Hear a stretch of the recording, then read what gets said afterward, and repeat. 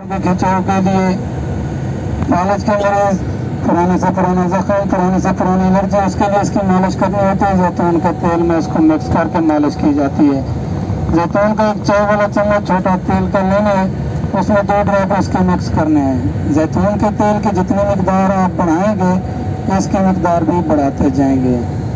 जंग बदर के बाद इस्लाम की जो दूसरी बड़ी जंग उहद हुई थी मदीना में, उस जंग में काफ़ी सहाबा करम जख्मी हुए थे।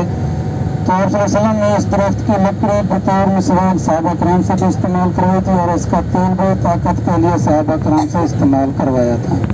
ताकत वाला तेल है। अगर कोई सेहतमंद हज़रात भी इसे पीना चाहते हैं कुव्वत बढ़ाने के लिए, तो वो भी पी सकते हैं दूध में मिक्स करके।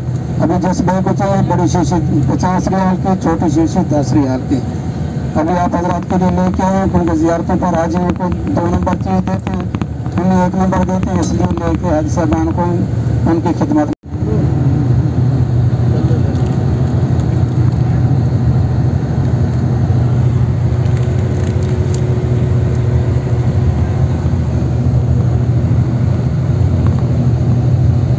क्याम किया था, क्याम के दौरान आप सल्लल्लाहु अलैहि वसल्लम की ज़ियारत भी नसीब हुई थी, और उन्होंने अपने मशहूर कलाम इस वादे में लिखा था कि मेरे लिए, कि तेरी सना गुस्ताख की, कि जारिया।